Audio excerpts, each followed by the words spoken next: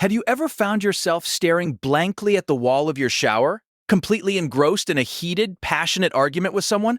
An argument that never actually happened, and probably never will. Or perhaps you have sat in traffic, entirely detached from the cars around you, because you were busy mapping out an entire lifetime with a stranger you made eye contact with at the coffee shop, complete with a mortgage, a golden retriever, and a quiet retirement. If you have done this, you might have caught yourself snapping back to reality and wondering if there is something deeply wrong with you. Why does your brain expend so much energy simulating realities that do not exist? Are you just easily distracted? Or is there a deeper psychological mechanism at play here? The truth is, imagining fake scenarios is not a flaw in your mental hardware. It is a highly sophisticated, evolutionarily designed feature of the human mind. We are the only species on the planet capable of mental time travel. We can detach our consciousness from the present moment to project ourselves into a fabricated future or rewrite a historical past. Today, we are going deep into the psychology and neuroscience of why we create these fake scenarios, what the specific types of scenarios say about your underlying emotional state, and how to tell the difference between healthy imagination and a debilitating psychological condition known as maladaptive daydreaming. To understand why you create fake scenarios, we first have to look at what happens in your brain when you are supposedly doing nothing. For a long time, neuroscientists believed that when you rested, when you stopped focusing on a specific task like reading, working, or talking, your brain activity simply powered down. But in the early 2000s, brain imaging revealed something entirely unexpected. When you stop focusing on the external world, your brain does not shut down. Instead, a massive interconnected web of brain regions lights up like a Christmas tree.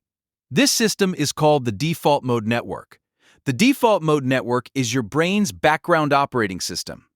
It becomes highly active when your mind wanders, when you reminisce about the past, and crucially, when you imagine the future.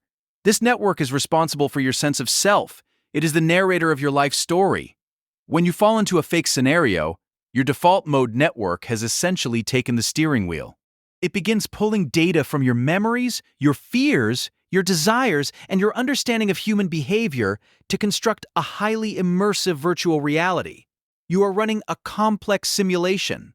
But why does the brain dedicate so much metabolic energy to running these simulations? Psychologists have identified that these scenarios generally fall into a few distinct archetypes, and each serves a very specific psychological purpose. Let us start with one of the most common fake scenarios, the retroactive argument. This is when you replay a past conflict, but change the script so that you deliver the perfect, devastating comeback you couldn't think of in the moment.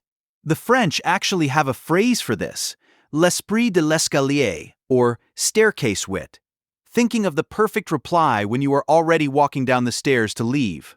Psychologically, why do we do this? It comes down to the Zeigarnik effect.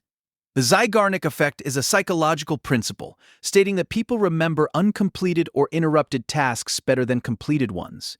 When you leave an argument feeling misunderstood, defeated, or unheard, your brain registers that social interaction as an open tab.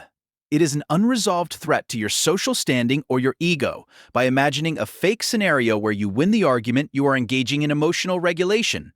Your brain is attempting to manufacture the closure you were denied in reality. Even though the scenario is entirely fabricated, the emotional payoff is real. Your brain releases a small hit of dopamine and serotonin when you visualize yourself winning and reclaiming your power. You are effectively using a fake scenario to soothe your bruised ego and restore your psychological equilibrium. It is a self-soothing mechanism wrapped in an imaginary boxing match.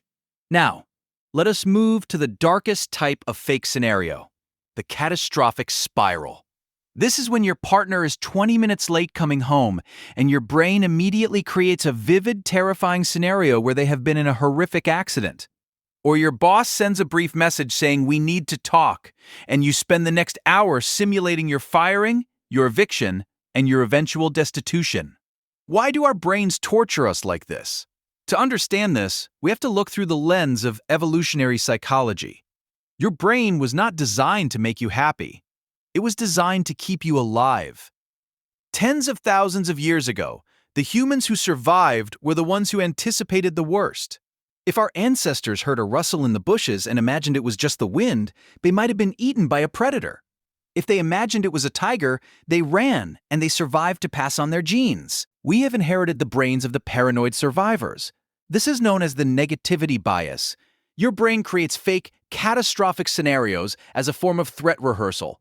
By forcing you to visualize the worst-case scenario, your brain is essentially conducting a fire drill. It wants you to feel the anxiety now, in a safe environment, so that you are biologically and psychologically prepared to react if the disaster actually strikes. The problem is that our ancient brains are operating in a modern world. The physiological stress response, the release of cortisol and adrenaline, is the exact same whether you are actually running from a predator or just sitting on your couch imagining a humiliating public failure. When you chronically imagine catastrophic fake scenarios, you are flooding your body with stress hormones over events that do not exist, leading to chronic anxiety and nervous system dysregulation. The third common archetype is the grandiose fantasy. This is where you imagine yourself achieving wild success, becoming famous, rescuing someone in a heroic event, or living an idealized romance. These scenarios are fundamentally rooted in the brain's reward system. When you are feeling bored, lonely, unfulfilled, or trapped in your current reality, your brain seeks an escape hatch. Imagining a highly desirable fake scenario triggers the release of dopamine, the neurotransmitter associated with pleasure, reward, and motivation. In moderation, these idealized scenarios are highly beneficial. They are the birthplace of ambition. You cannot achieve a goal unless you first possess the cognitive ability to visualize it. When you imagine yourself succeeding, you are building a psychological blueprint for your future. It gives you the motivational fuel required to take action in the real world. Furthermore, these scenarios exercise a vital cognitive skill called theory of mind.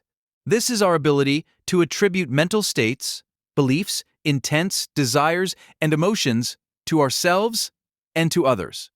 By simulating how a crush might react to a confession of love, or how an audience might react to your speech, you are constantly refining your social intelligence and empathy. While wandering into fake scenarios is normal, there is a point where this evolutionary feature becomes a psychological bug. This brings us to a concept first identified in 2002 by clinical psychologist Eli Sommer, known as maladaptive daydreaming. Maladaptive daydreaming is not just getting distracted. It is a condition where a person experiences extensive, highly structured daydreaming that replaces human interaction and interferes with academic, interpersonal, or vocational functioning. For someone with maladaptive daydreaming, fake scenarios are not a brief escape. They are an addiction. The imaginary worlds become so intricate, so emotionally rewarding, and so complex that the real world pales in comparison. People with this condition might spend over half their waking hours absorbed in fake scenarios. They may pace back and forth, make facial expressions, or whisper dialogue out loud while completely dissociated from their physical environment. Psychologically, maladaptive daydreaming is often a coping mechanism that has spiraled out of control. It frequently stems from childhood trauma, profound loneliness, or severe social anxiety. When the real world feels overwhelmingly painful or hopelessly bleak, retreating into a fake scenario where you have absolute control, where you are loved, or where you are powerful, is the ultimate defense mechanism. The tragedy of maladaptive daydreaming is that while it temporarily protects the individual from pain, it simultaneously paralyzes them, preventing them from taking the actions necessary to fix the reality they are running away from. So, how do you manage this? How do you ensure that your fake scenarios remain a helpful tool for emotional processing, rather than a source of anxiety or an addictive escape? First, practice cognitive labeling. When you catch yourself spiraling into a catastrophic fake scenario, immediately interrupt the thought process by labeling it.